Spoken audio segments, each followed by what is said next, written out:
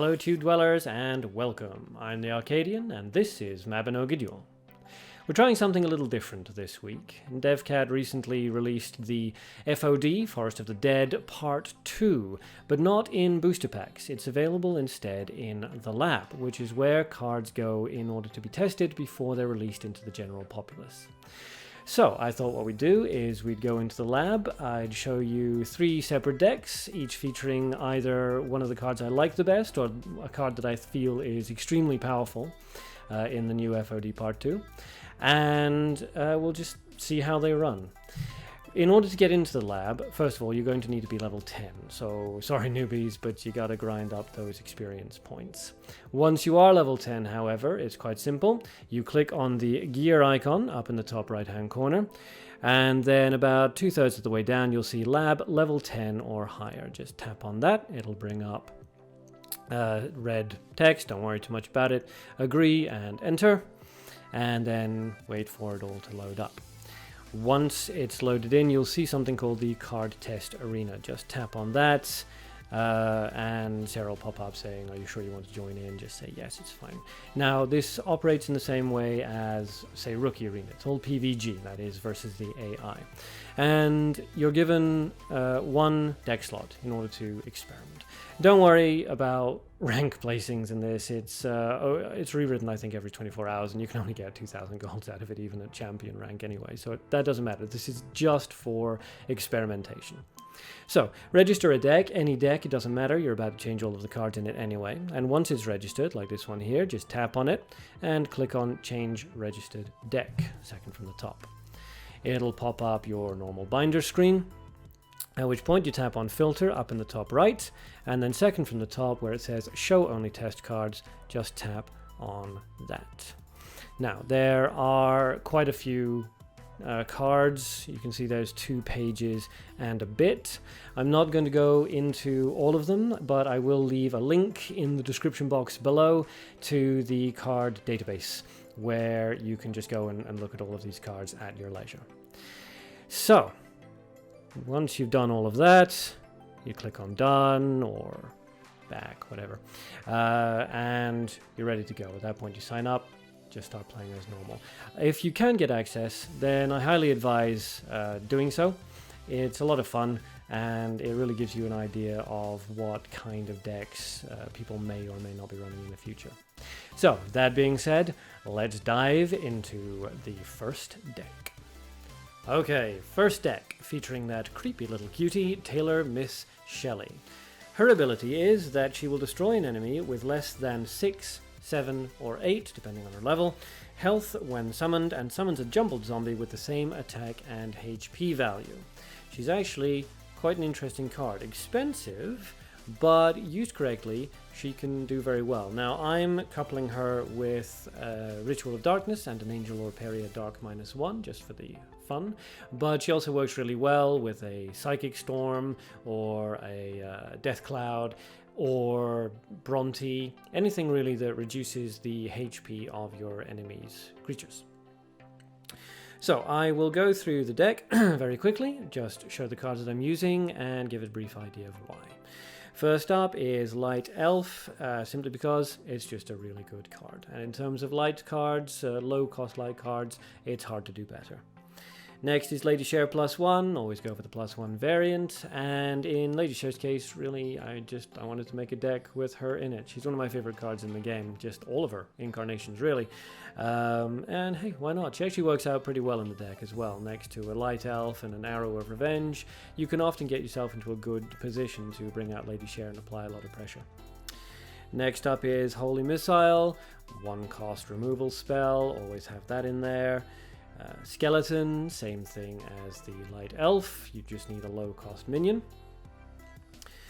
Arrow of Revenge will place more pressure onto your opponent, a little bit more damage, which is always nice, but it can also be used to quickly ramp you up to being able to level up to level 2, which is great.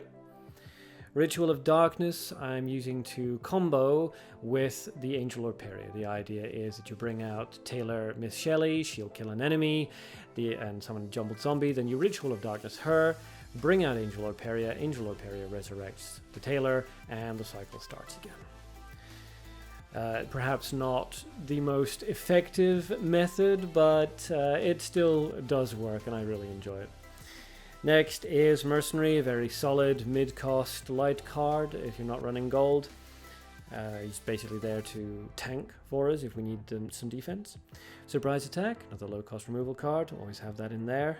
Card Appraiser, one of my favorite cards from WNBP. Very, very useful for removing early game creatures in order to allow you some time to build up towards the Tailor. Spray Blood, which works in much the same way as Hikaru's Shuriken used to work before it got nerfed. It does cost health, which is not insignificant. However, it can do significant damage to your opponent's creatures. It can absolutely just wreak havoc. It's fairly unpredictable. Don't use it all the time, but in the right situation, it can really turn a battle around. Miss Shelley herself, of course, and then Angel or Peria -1 for the combo I mentioned earlier. Now, as I say, Shelley can actually combo pretty darn well with a lot of cards, mostly dark cards, but there's a lot of combinations to be had with her. This is the one that I decided to go with, though, just because it's the most fun. That being said, let's take her into a battle and see how she does.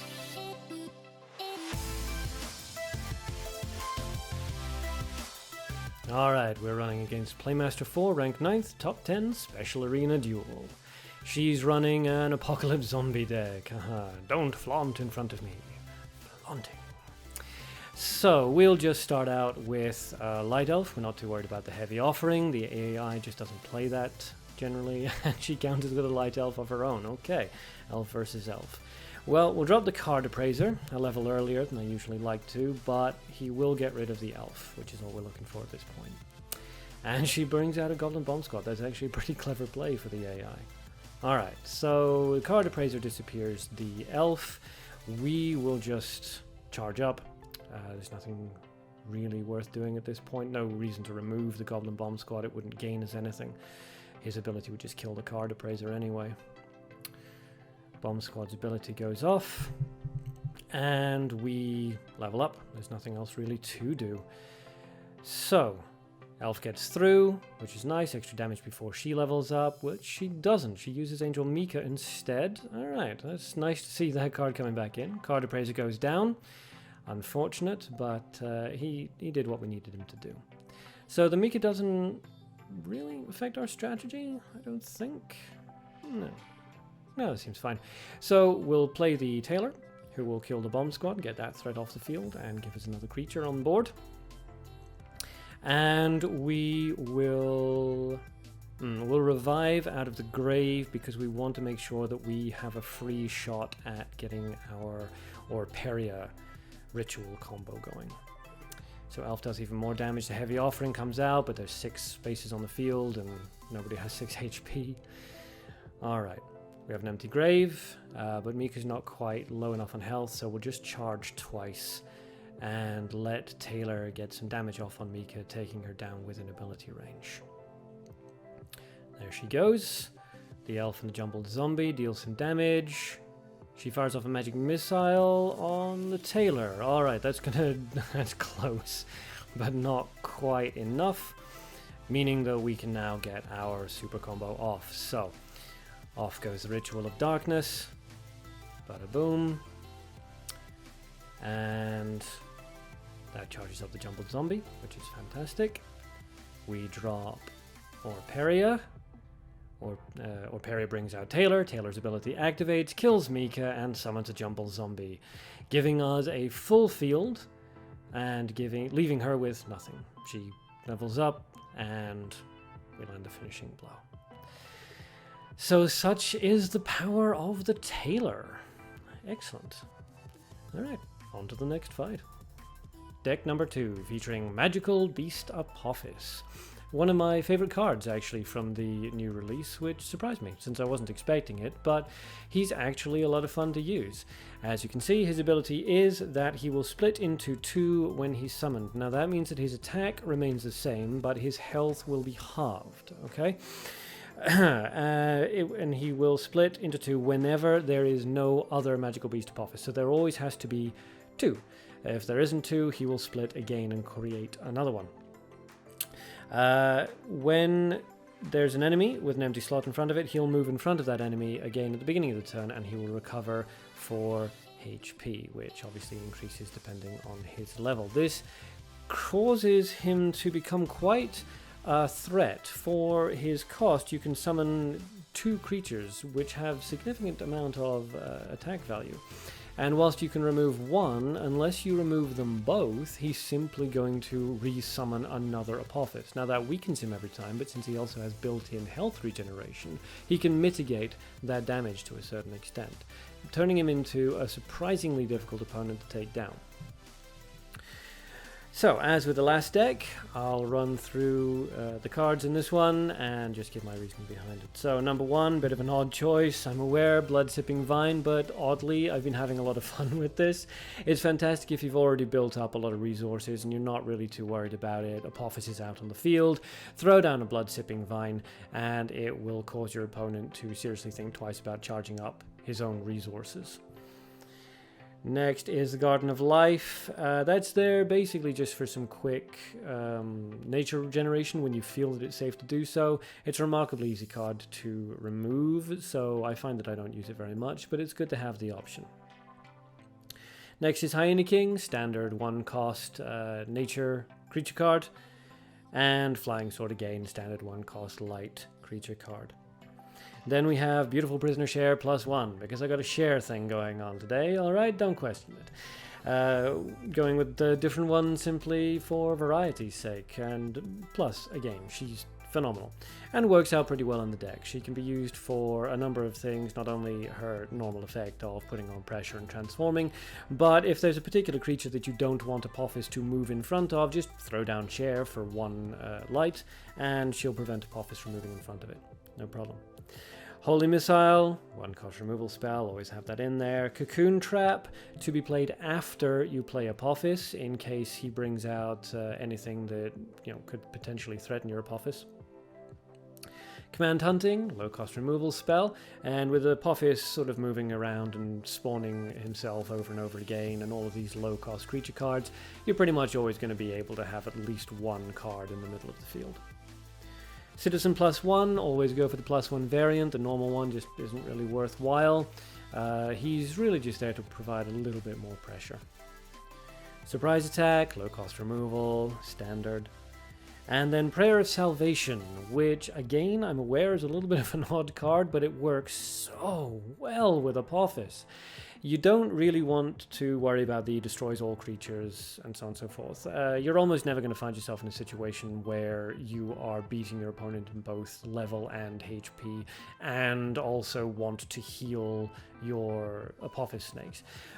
So really what you're using Prayer of Salvation for is this massive, cheap, one-shot full heal on the Apophis snakes, which, as you can see from their stats, is going to be really annoying for your opponent. If you happen to have the Apophis summoned out on the field and then can immediately Prayer of Salvation them, chances are your opponent is just going to rage quit right then and there, because no way are they handling 2 724s at level, well, I mean, you wouldn't even be summoning that at level 1, but I mean, you can see there how insanely high his stats can get. Level 3, 928. That's concerning, especially since, as I say, if you only kill one of them, he's simply going to spawn another one. So yes, surprisingly enjoyable card, but let's see what you guys think about it in the next battle.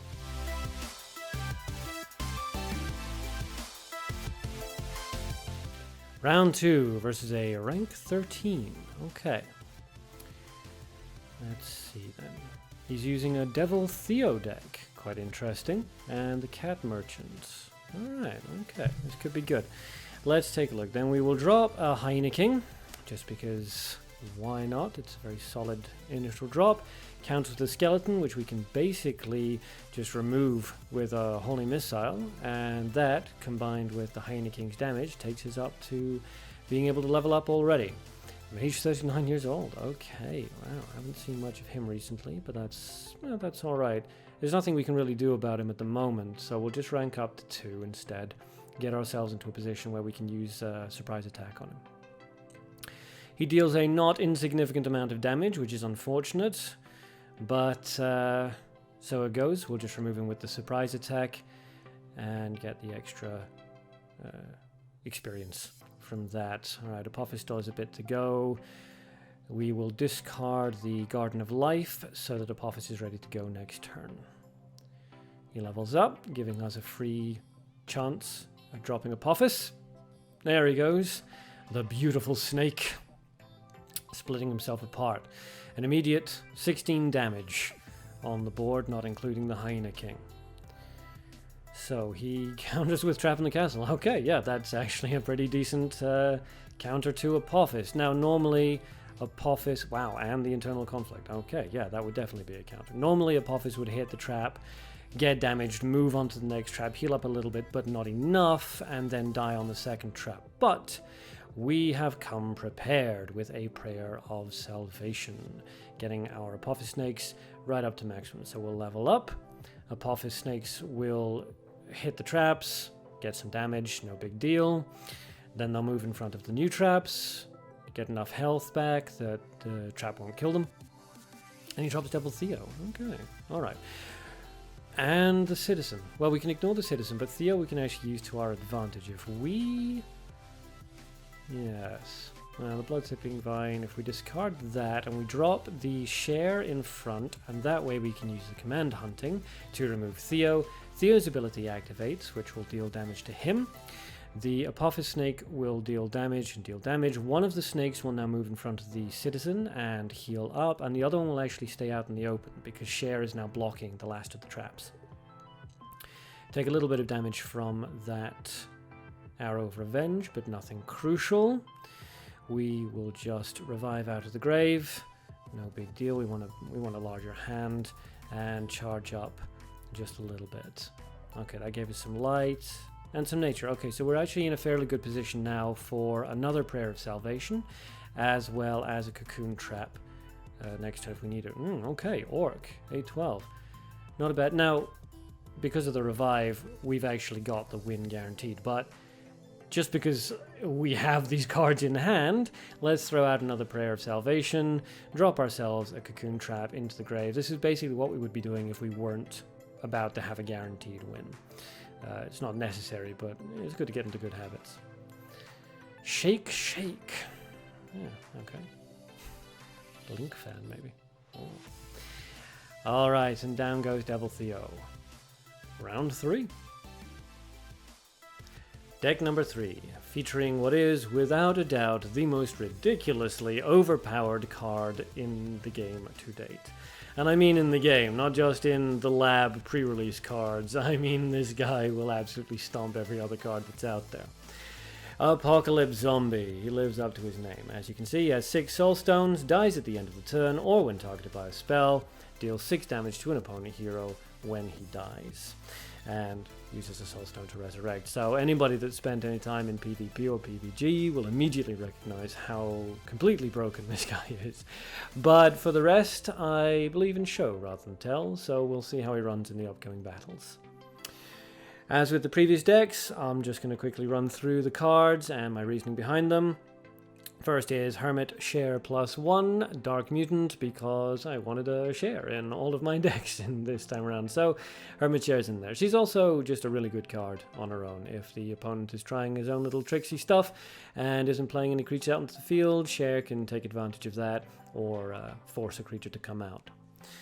Next up we have 3, count them 3, Ritual of the Grim Reaper. Now this is to activate the Apocalypse Zombies effect and also to have the unpleasant side effect of completely hammering your opponent's resources, rendering them unable to throw out any counters to the Apocalypse Zombie. Next we have a Dark Bullet of Illusion in case your opponent decides to quickly flood the field, which can cause problems for the Apocalypse Zombie. If enough damage is dealt before Apocalypse Zombie can come out onto the field, that can spell your demise. Bullet of Illusion will take care of that. And another 3, oh yes, 3, Ritual of Darknesses, once again to activate the Apocalypse Zombie's ability, as well as giving all of the resource cost of the zombie back, even though the zombie's still on the field. And finally, it can also serve to boost any other creature that's on the field, in our case, Share or the Tomb of the Solitary Man. Then we have 2 Cell Souls. These are really just for some early game darkness boosts, just so that we're guaranteed of being able to bring out the Apocalypse Zombie at level 2 immediately. Tomb of the Solitary Man, extremely powerful card in terms of hit points. Can't be removed on turn 1 easily at all. And can't be killed for anything less than its cost. And it's a very good way of just continually generating darkness resources and applying a little bit of psychological pressure. And of course the Apocalypse Zombie himself.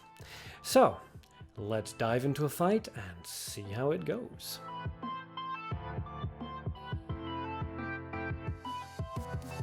Okay, Bakudank, rank 11th, using the other Bonoba. Bonoba versus Bonoba, using an Apocalypse Zombie deck. Okay, Apocalypse Zombie versus Apocalypse Zombie. No matter who wins, the world loses. So, we drop... Okay, interesting.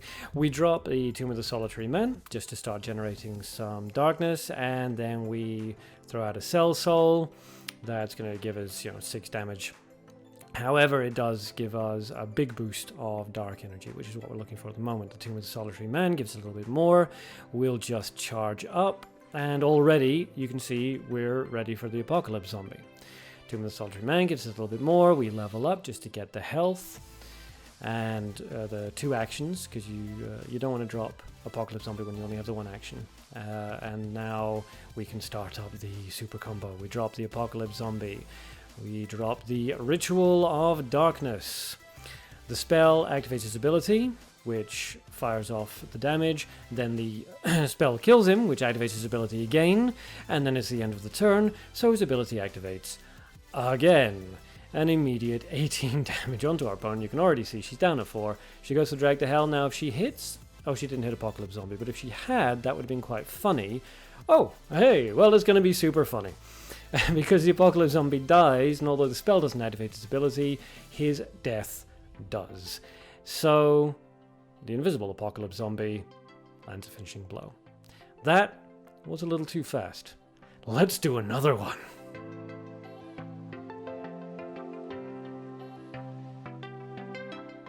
Okay, round 4, against a rank 4.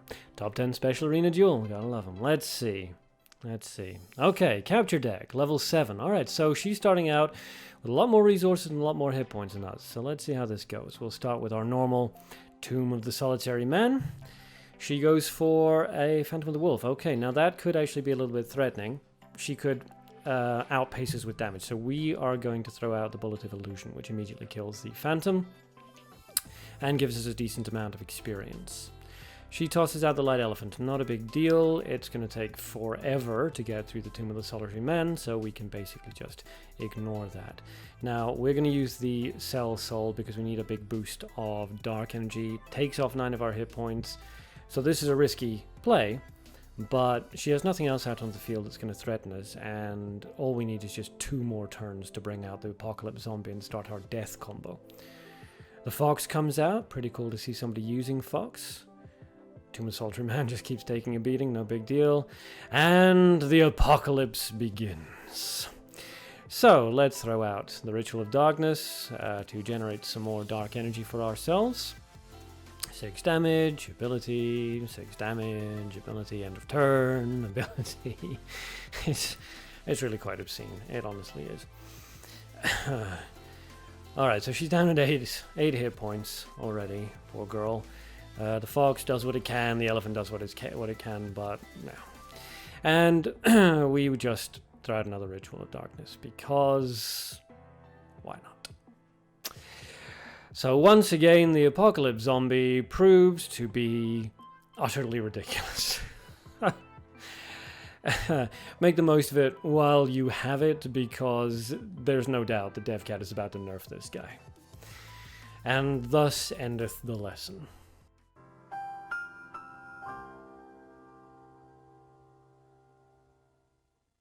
That's it for the lab battles. I hope you had fun. I know I did, with the possible exception of the last 2, which made me feel a little bit dirty. Try out the lab yourself. Experiment, see what you can come up with, and if you find any interesting new combinations, let me know in the comment section below. That's all from me. So, as always, thank you to everyone that subscribed so far, it really means a lot to me. And until next time, have fun, and good luck.